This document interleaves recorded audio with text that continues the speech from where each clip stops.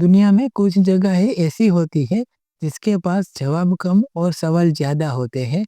और ऐसे ही सवालों के बीच खड़े हैं इजिप्ट के पिरामिड। 5,000 साल पुराना पत्थर जो खुद भी एक पहेली है कि इसको किसने बनाया, कैसे बनाया और क्यों बनाया।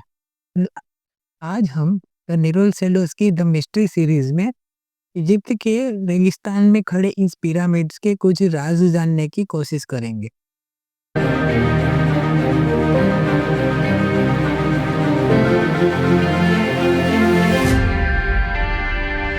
इमेजिन करो, ईसा पूर्व 3,000 साल पहले ना ही हाइड्रोलिक क्रेन, ना ही 3D सॉफ्टवेयर और ना ही कोई इंजीनियरिंग की degree.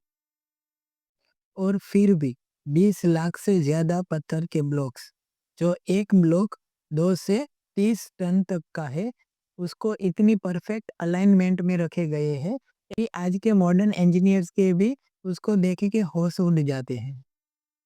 Great pyramid of Giza, जो नॉर्थ, साउथ, ईस्ट, वेस्ट सभी डायरेक्शन में से इतनी सही डायरेक्शन में है कि जैसे कोई जीपीएस से उसको सेट किया गया हो। पर ये सिर्फ शुरुआत है, कहानी और भी गहरी है। स्कूल बुक्स कह देती है कि पिरामिड्स बनाए हैं फेरो खुफू ने। पर जब आर्कियोलॉजिस्ट ने द ग्रेट पिरामिड के अंदर लिखावट ढूंढी तो उसका हाथ पड़ा एक अजीब चीज पर। पिरामिड के अंदर ना ही कोई डिटेल प्लान, ना ही कोई कार्विंग, ना ही कोई ग्रैंड मैसेज मिला। इस हालात में अब सबसे बड़ा प्रश्न ये उठता है कि एक सिविलाइजेशन जो हर दीवार पे लिखना पसंद करती थी, वो अपना सबसे बड़ा मॉन्यूमेंट ऐसे ही कुछ भी सिग्नेचर के बिना छोड़ गई। Strange, right?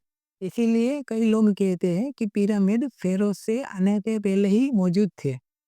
और कुछ एविडेंस इसका सपोर्ट भी करते हैं, जैसे कि इरोजन पैटर्न, जियोलॉजिकल स्टडीज, जो सजेस्ट करता है कि कुछ पिरामिड्स ऑफिशियल टाइमलाइन से हजारों साल पुराने थे।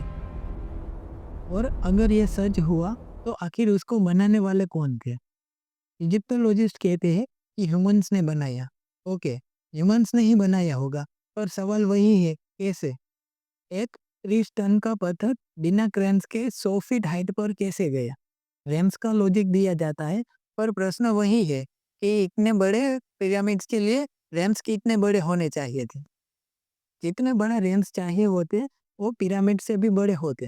फिर एंगल प्रिसीजन देखो, पिरामिड का एरर मार्जिन 0.05% है। मतलब इतना प्रिसाइज काम आज भी मशीन के बिना मुश्किल है। कुछ इंडिपेंडेंट रिसर्चर्स का मानना है कि इजिप्शियंस के पास एक लोस्ट टेक्नोलॉजी थी, जे- जैसे कि साउंड वेव्स, एंटी ग्रेविटी, या फिर vibration based stone lifting. Crazy लगता है, पर पिरामिड जैसे स्ट्रक्चर दुनिया के और पार्ट्स में भी मिलते हैं। मेक्सिको, पेरू, चाइना, जहाँ कल्चर कभी मिला नहीं, पर आर्किटेक्चर सेम है। अब आती है सबसे फैसिनेटिंग बात, पिरामिड्स पावर। रिसर्चर्स ने देखा कि पिरामिड्स के अंदर कुछ जगह पर इलेक्ट्रोमैग्नेटिक रीडिंग्स यूजुअली हाई दिखती है। कुछ लोग कहते हैं कि पिरामिड सिर्फ कबर नहीं थी, पर एनर्जी कंडक्टर भी थे। ग्रेट पिरामिड की प्लेसमेंट देखो, अर्थ के लैंडमास के सेंटर के बिल्कुल आसपास।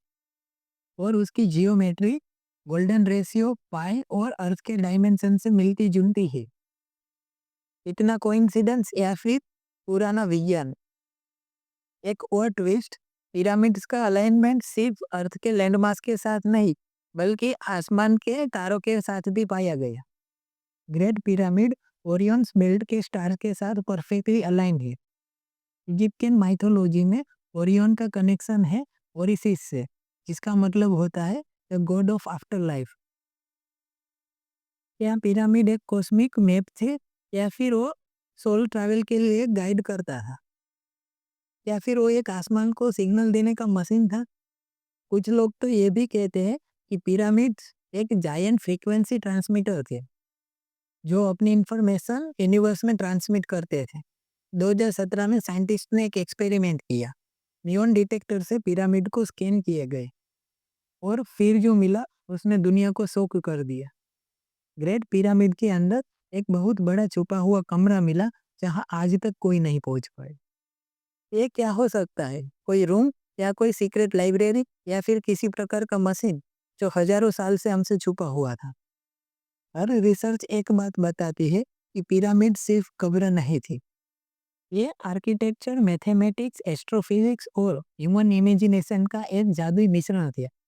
क्या ये कोई प्राचीन पावर प्लांट्स थे या फिर कोई कॉस्मिक एंटेना?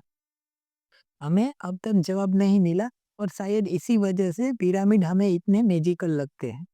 और जब तक जवाब नहीं मिला, मिस्ट्री जिंदा है और हम द न्यूरल शैडोज में इन्हीं पहेलियों के पीछे छुपे सच को ढूंढते रहेंगे।